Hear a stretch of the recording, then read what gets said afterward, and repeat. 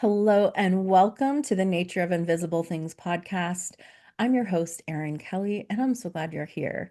This is season 2, episode 23, and today, friend, I am releasing another one from the vault from my Sovereign program, which is a group container for self-led transformation. And this is something that I recorded on November 11th, 2024. So that date might sound familiar for some of you. There were some interesting things happening around that time. And just with everything happening at this current time, I also felt that this would be of interest to folks when examining how we, in many ways, might unknowingly leak our personal power, which leaves us somewhat drained to do some of the other things that we need to get up to. And anyway, I will just say, I am a recovering people pleaser. I'm also a recovering perfectionist. And I do tell a lot of my personal story in here. There is also a mention about corporal punishment when we get to the astrological section. So, just a heads up for folks that are feeling a little bit sensitive about that. I don't go into graphic detail about any of the incidents. It's more just talking about the fact that it was happening and how I felt about it. So, just a heads up for you listeners that are feeling a little bit sensitive. And if you're new here, welcome. As I mentioned, I'm Erin. I'm a devotional astrologer and an esoteric strategist with a feral heart. And you can find out more about me and my work at my website, slowmagic.com. Also, doors are closing for Devotional Astrology and Tarot 2026. If you are interested in having a heart-centered experience of the stars and cars grounded in everyday life, supported by a wonderful, intimate community, and work with me more closely one-to-one, this is a fantastic and affordable way to do just that. So I will have a link in the show notes. Be sure to check it out. So I think that's all. Stay tuned for some resources after, and I'll see you on the other side. Enjoy. Hello, Sovereigns. It is week 7, if you can believe it. And today the contemplation is understanding our personal power. And some of the ways that we can do that are through our astrology, as well as just understanding like what is within our sphere of influence. And so I want to say one of my favorite quotes regarding this topic is by Jessica Dore, and it is true power and strength comes from attending to our own domain. And so how I tend to think about like what that means is it's so easy to leak personal power. And what I mean by that is sometimes we have things that require our attention and that take our energy or our time or our focus and put it someplace that we need it to be, right? So something comes up at work or in our family life or in our relationships or for us personally, like health is a great way to think about that. And we have to divert our attention to that thing because it is what is most important right now. And it will have some effect or impact if we don't attend to it. So I think like health is such a great example for me personally. And like often when I notice that I'm starting to get drained, it's like, okay, I need to make sure that my attention is where it needs to be and that I'm taking care of the things that I need to take care of because it's going to help me in the long term. So, like, that's one way to think about it. Another way to think about um, things that take our time and attention are things that aren't necessarily need our time and attention. So this can be when we are scrolling or doom scrolling on social media, which I mean, no shame if that happens. It happens to me from time to time, but I generally now avoid social media, which is just better for my health. I am only on there like when I need to be, and I still can kind of get sucked in from time to time. And it's challenging because I want to be present for my friends and for my peers and support them in their work as well. And yet I can kind of get caught in this loop of being so busy supporting everyone else that I neglect to take care of the thing that I need to do, which is focus on my own work and my own business and the like. And so I share that just as social media, I think, is a pervasive example we can all see. We can also see it in our close relationships, our family and friends, when we might be a little bit too busy worried about what other people are doing. This has happened for me to time.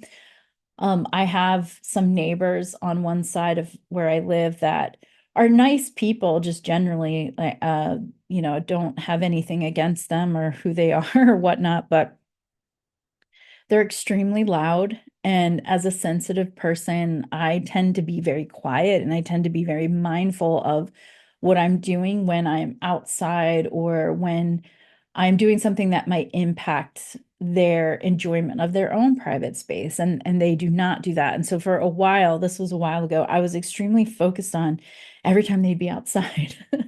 I was like looking out the window, like, what are they up to now? Like, what are they doing? Like, what kind of noise are they going to make and be disruptive? And really, what I came to see was every time I was paying attention and keeping my eyes over there, I was taking away my own attention from myself and like what I needed to be focused on doing, because it was a lot easier to turn my attention on someone else, what they were or were not doing for this particular period of time, and not focus on me. It just was easier to do that. It was easier to point out all the ways that I didn't agree with what they were doing instead of focusing on myself. And that has happened time to time with people on social media as well.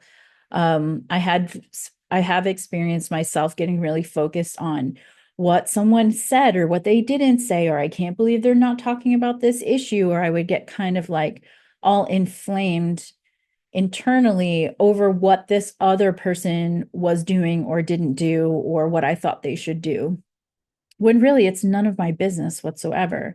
And so again, there's this way that we can tend to focus on what other people are doing or not doing as a way of ignoring something on the inside that's going on with ourselves. And I mean, I'm pretty sure I learned this. We all do it. It's nothing to be ashamed of. I'm just wanting to draw attention to it because it is one way that we end up leaking our energy out. And that is something that we, with some practice and some love and compassion, can enact a certain degree of control over. You can set limits, for yourself, like social media wise, or if you find yourself in this mode of criticizing internally someone else online, whether it's righteous or not, it doesn't actually matter. It's the fact that every time you are putting your time and attention in someone else's bucket, it's taking away from your own bucket. And as people pleasers, as if you identify with that word or not, I do, as recovering people pleaser, as recovering performer, as a recovering individual who previously masked who they really were in order to gain love and acceptance, being able to have as much energy and support for myself and like what I'm doing now is important, because it's taking a lot of extra energy right now to change habits, to change beliefs, to set up new neural pathways that eventually will become easier and they won't require that much time to think about. So I just wanted to share that as one way. And I can see it like my mother. My mother was always very concerned with what other people thought, and still is, what other people might think, what the neighbors think. And, that's part of like her upbringing. I have ceased trying to worry about managing her so much and helping her see that there's a different way to be and just really focus on myself. And so, sometimes like you'll know when someone else does it to you, because they'll be very concerned. They just want to let you know that they're very concerned or that they care. And yeah, perhaps at some point in our lives, like we may be at a point where we really need an intervention, but I don't think that that's like a normal everyday occurrence. And so sometimes when people are trying to enforce, and ourselves as well, when we're trying to enforce concern or care, it's really a method of control. And the more that we're focused on controlling circumstances externally, the more that we're going to end up leaking our own personal power, when that's something that we generally need to be focused in on ourselves, on who we actually can control, who we actually have under our sphere of influence. And this doesn't mean that we don't use our sphere of influence to influence other people. And that's maybe chapter 2 or maybe that's level 2, but really when we haven't been in a position of being able to um, move in the direction that we want, or we're overcoming these habits or limitations or beliefs that aren't serving us anymore, we need all of the power, all of the firepower within ourselves that we can muster.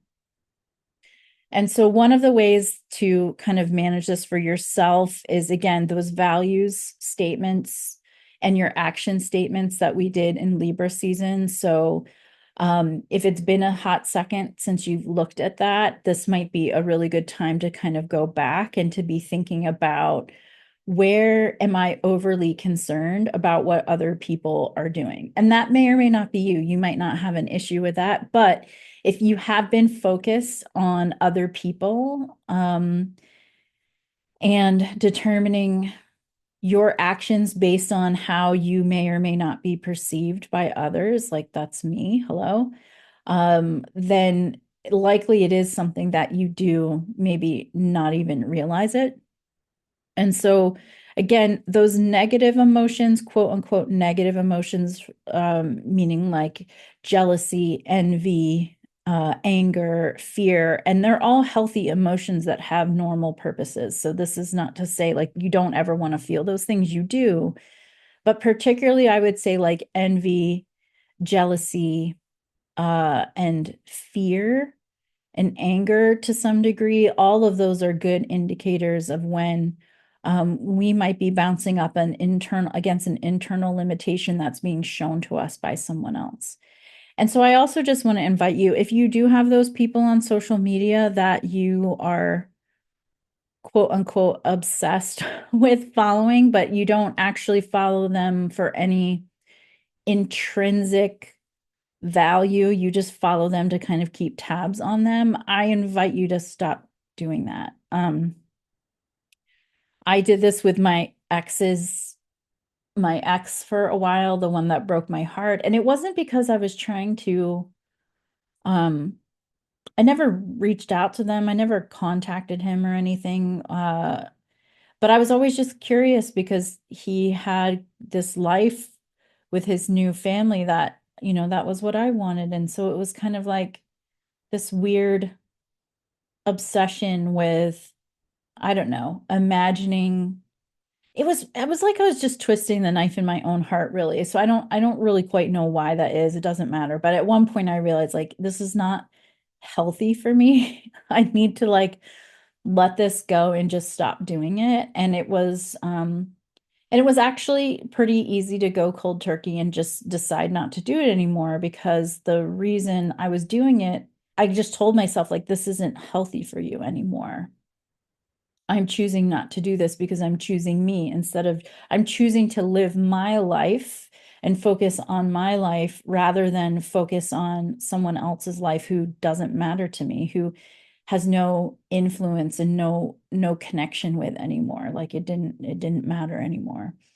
And that worked. And I also do it with other people who, just for whatever reason, I've had some other folks in my life where we were a bit competitive with one another, and I felt like sometimes some of the things that I would post on social media, was a way to try to like one up someone else. And like that just wasn't a good experience either, because I wasn't really posting from the heart. I was posting to kind of, get one up on someone. And I'm not proud of that, but it is something that when I was dependent upon outside circumstances to validate my internal worth, I mean, these are some of the things that happen and some of the things you do, particularly like in my career, like there would be people you would kind of like LinkedIn stalk them because I don't know. There were a couple of coworkers. I really just thought they were just not ethical in a lot of their actions, and yet they were extremely successful. And so I kind of had this weird obsession with monitoring them and like what they're doing and saying and who else is liking their posts. Like just really not healthy if you think about it. And I'm kind of cringing in embarrassment when I'm saying this out loud to you now, but honestly, disconnecting from all of that was really healing and helpful to do. So that was one way I stopped leaking my energy. And for some folks it might be harder, like when it comes up, it's like, okay, well, why do I care so much about what this other person is doing? Most of the time it was because there was something that I was avoiding doing on in my own life. Like there was an issue I didn't want to look at. So I think this kind of is similar to, make sure your own house is neat and tidy and secure before you go poking at someone else's house or tearing down someone else's house. And again, I'm not thinking that any of you or that you are doing that to anyone. It's just we're humans. This is what we do. Like social media is so popular and such a thing because we're all curious about each other's lives and like who has what and who said this and who did this and what are they wearing and how do they look and how do I compare myself to that. So it's just a natural part of being human, but the less that we give time and attention to that, the better it'll be for our own sake. And it takes some practice.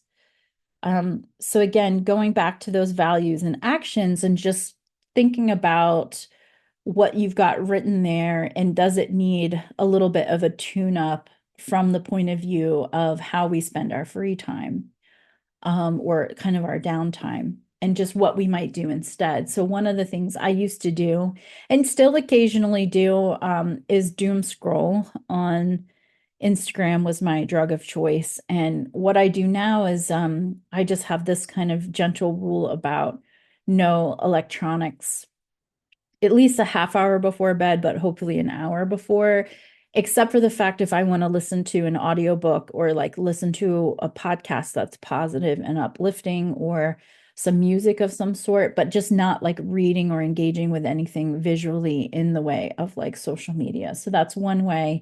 It's like I didn't just quit cold turkey with like nothing to do in its place. Like there's something better out there. And usually I try to have it something that focuses on bettering my own experience of myself. So I do enjoy audiobooks when I'm winding down at night. And that's just been really helpful because not only am I not giving my attention to something that I actually isn't helping me in any way or I have no control over, but I'm actually feeding myself. I'm strengthening parts of myself or working on myself in a way. So that's one thing that I just wanted to talk about. And then the second is just understanding your personal power, like through the domain of some of the planets as well. And it has to do with like the malefics, Pluto, and the sun. And so, not that we don't have power with the other planets, we do, especially I think with Venus and Neptune and Jupiter, especially for the group of us that are in this initial round of sovereign. From I've seen, I think everybody's chart at this point, and we all have prominent Venus, definitely, and then we also have a good degree of Jupiterian energy in our charts, and that has its own unique special power as well when we think about influence. But for now, I wanted to speak about the Sun, Pluto, and Mars and Saturn in particular. And so when we think about the Sun, especially if you're someone who, like myself, has been masked, to some degree for the most of their life in order to gain acceptance. Masking it's like putting a veil over your sun. It's like putting a veil over your core identity or how you express that identity. Yes, we are multifaceted and we're made up of many different things in our astrological charts. But oftentimes we hide parts of who we are in order to gain acceptance. And so I have this eighth house sun It's in the sign of Libra, but for example, I have always been drawn to some more of the darker things of life. Like death has always been somewhat fascinating for me, not because I want to die necessarily, but I'm curious about like what happens after we die. I'm curious about the actual process of death and decomposition. I ended up going to work for a funeral home for a bit. So it's like this bit of morbid curiosity that was shamed early on in my life. And, I started to hide and kind of put it away. I was also very curious about, you could say, like horror movies and things like that, that I was kind of shamed out of. And again, yeah, some of that probably wasn't necessarily appropriate for a child, but I just kind of put that away. And yet it is my morbid curiosity and my enjoyment of the discussion and the thinking about those things and those topics that really provide me with an appreciation of my life as a whole. And so, as hard, and this has gotten easier to kind of come out with and to be more forthright in talking about these things the older that I've gotten. But I'm allowing myself to wear all black all the time if I want to. Like, so it's these things of this expression of the identity and the sun. If we think about the sun of like what it is in its essence, like we take the personal connection to our own suns out of it. Like the sun is it's the star in the middle of our solar system. Its whole purpose is to shine. Its whole purpose is to project its light.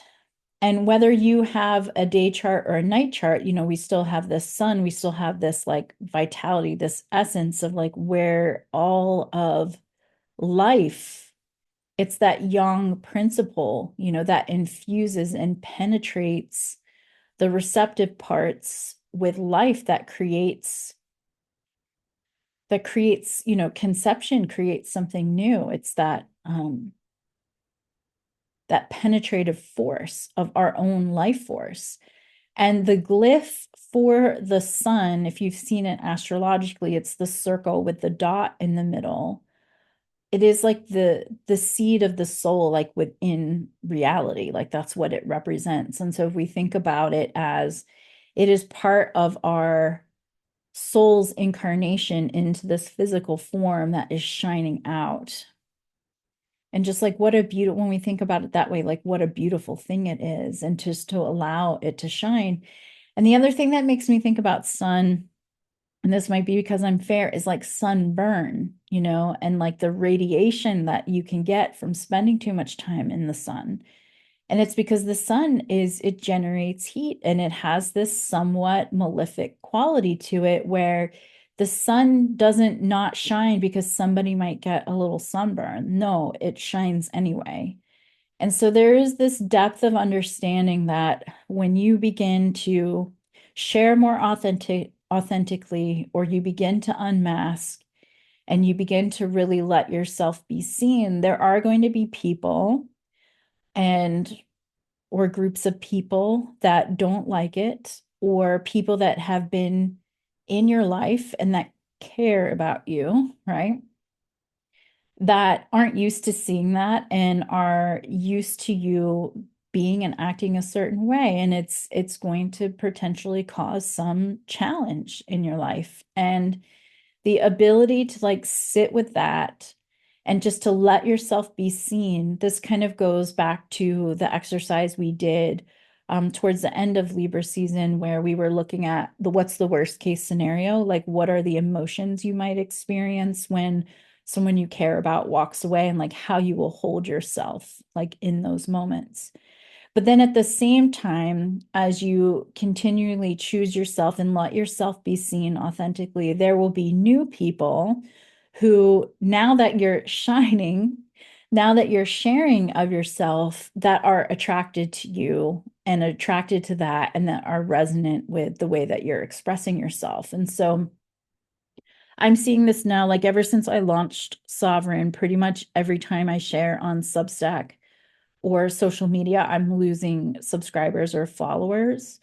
And it's not, I haven't had one like mass exodus yet. So I don't think it's any one particular thing that I've shared. It's just I used to hide the fact that I like to watch the Real Housewives franchise and I don't anymore because I thought it was like, I mean, it is, it's cringy, let's admit it. But I enjoy watching the personal dynamics go down. And yes, I know it's staged and, there's a lot of, but it's really like, is that the worst thing that I could be involved with? No, there's far worse things, and I just don't give a shit anymore. And so it's like, yeah, I enjoy the Real Housewives. Do I want to be one? No, but I enjoy watching it. So, for example, like whenever I post about Real Housewives, I definitely like have people take off and leave. Um, and there's also this way of like I used to be, and I think it was the growth I had to go through in terms of recognizing my own privilege as a white person. um, I was very cognizant of like almost taking on like the social justice warrior type of thing. And this is one way that I used to monitor what other people were saying and weren't saying. Meanwhile, I wasn't saying anything. I wasn't sharing myself because I didn't know, really still was kind of figuring out like what I wanted to say and what my message was around that. And yet would get upset with things that people did or didn't say. And so I have this audience in my social media group made up around people, I think, who feel similarly at some degree.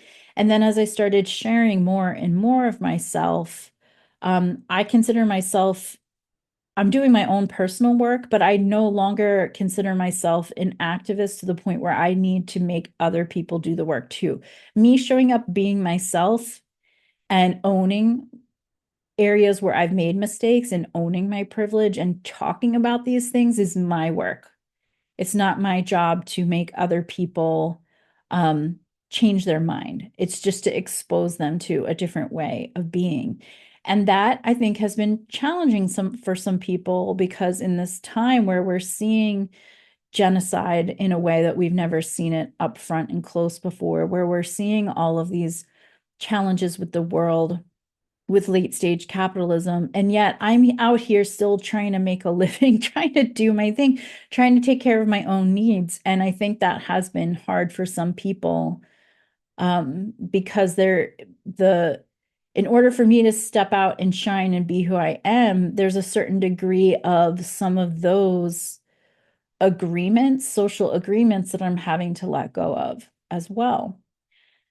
And so that's just some example. If you identify as a social justice warrior, more power to you, or as an activist, I'm not this, that's completely fine. I'm just saying, just for me, I couldn't share and be here to do what I need to do, and then also do all of that work at large for the public simultaneously. Like I can do it for myself and I have control over myself. And so this comes back to kind of that sphere of influence again, which we'll get to in a minute. And so that's one thing. Another thing is, so just letting yourself enjoy the things you want to enjoy, letting yourself um, listen to the music you want to listen to. I know that might sound, depending upon your degree of people pleasing, you might have like not shared what you like with other people. I know when I first started dating my partner, who is a musician, he has very strong opinions about music. But I still listen to some pop music now and then. Like I'm still me and allowing myself to be myself no matter what. And if he doesn't like it, he doesn't have to listen to it, you know? And it might sound really shocking, but those were things I prevented myself from enjoying the things that I really enjoy because of what it would make other people think. And now I don't do that anymore. So that's another great way, if that is something that you happen to that you also happen to do, slowly kind of just claiming those things back into your life or allowing yourself to love it. I can't think of another thing right now, but even like The Bachelor, like reality TV is such a good example because people have such polarizing opinions about it, but like allowing yourself to love the things you love, you know? Um, that's okay. It's okay. And if you love social media, allow yourself to love social media. I was using that as an example because that's one way that I found that I was monitoring people rather than attending to my own business. So if you're able to be in social media without monitoring everyone else and what they're doing, then that's great for you. And I think you should enjoy it and embrace it. So there's that. And then the next thing would be like Saturn. So Saturn always comes back to me for boundaries and maturity and where we own something. So your sun in your chart, yes, the sign will give you kind of the flavor and style that you express yourself. But the house will give you like the topic areas of life. And so for me, it's shared resources and death and transformation and the occult, which is all things that I'm extremely interested in.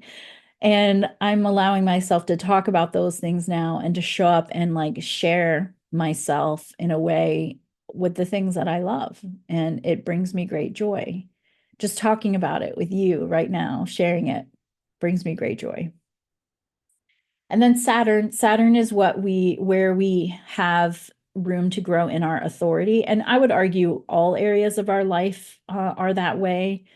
But the house that you have Saturn in can show you the area of life where you have authority to claim. And so Saturn can often show up as things that we fear. And so I definitely feared authority. My family used corporal punishment as discipline for my sister and I, and it scared the shit out of me until it didn't, until I got older and I realized that I was actually more afraid of being hit than actually being hit. Like it hurt, sure, but the anticipation of it was what I was actually scared of. And so the day that I stood up, um, and just was, was like, go ahead. That changed the game, and I never got struck by my caregivers ever again after that. And I was younger than 14. I was probably between 12 and I was probably around the age of 12 that I realized like actually this is way more scary thinking about that it's going to happen rather than it actually happening. And what I say about that was just like I was scared because they had the authority to inflict pain and punishment on me. And that's typically like Saturnian themes are around fear and punishment. But it's also a great place in our chart where we have ownership. And so I have my Saturn is in Leo. So again, we get this another Leo is ruled by the sun. There's this other connection between me shining, me just loving what I love and doing what I want to do was subject to fear and the authority like of my parents, of my caregivers at the time. So that was really difficult, but I had issues with owning my own authority because it was easier to acquiesce and give it away in my life than to integrate it into myself and like work on owning it. And so do I make mistakes? Yes, all the time. But I just work on apologizing when I need to apologize and own the mistakes that I make when I make them.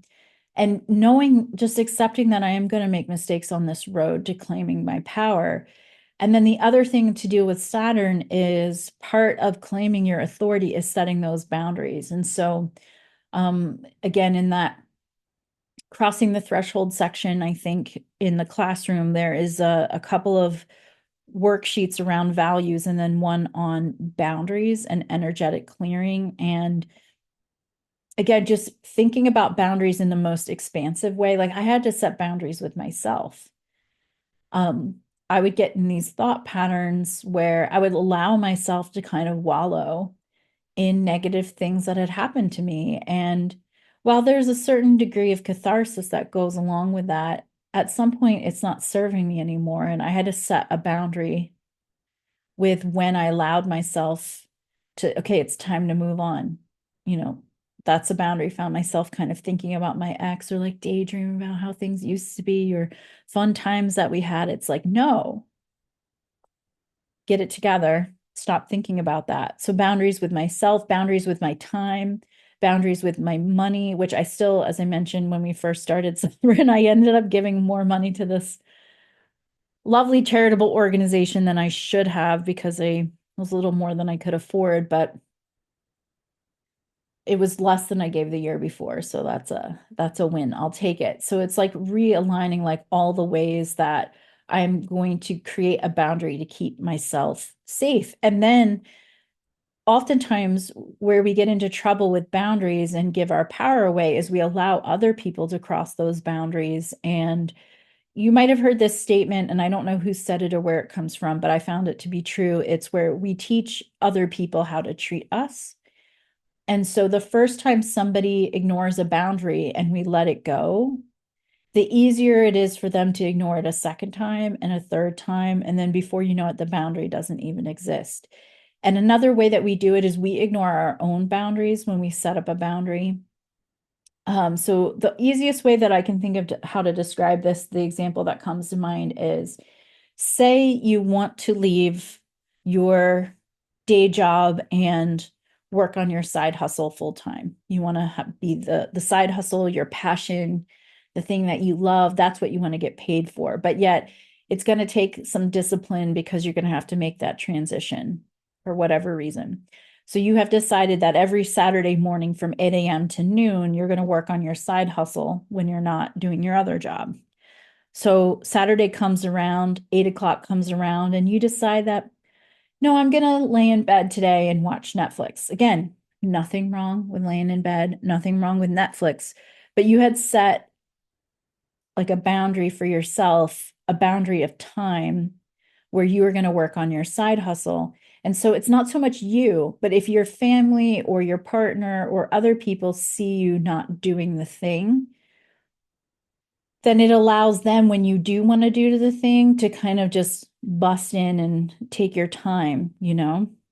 I had to train my partner who I love and care about very much, not to interrupt me when I'm doing things that were related. When I had both jobs, I was doing astrology readings for people and I was still working full time up until last year. And I had to set a boundary like, no, when I'm working, I'm actually still working. It's just not working for someone else anymore. And it's just this pattern of like being cognizant of where you betray your own boundaries, because that sets a precedent that whether it's articulated or not, other people see, and then they determine that they can walk all in or all over your boundaries as well. And let's face it, some of the people that we're closest to are the people that we most need to set boundaries with. And so I just say that with love, and that our boundaries and the part of our chart where Saturn is can show us maybe one of the areas where we most need boundaries. And so for me, Saturn is in the sixth house of health. And so for me, making sure that I sleep 8 hours or more a night, that I drink water, that I eat food. And these are really stupid, basic things that probably most people don't have problems doing, but for whatever reason, I do. And I need to have boundaries around my health and my authority to take care of my health and around my work day and my workplace. And that has helped me gain some of my own power back because I've given myself permission to, if I'm in a meeting and it's run over and it's actually time for me to eat, I don't need to make an excuse. I can just go. I can just say, sorry, I'm out of time. I have to go, and just go. I don't have to tell them why. Well, it's because I eat and I need to take care of myself and all these other things. Like, you don't need to make excuses when you have the boundary.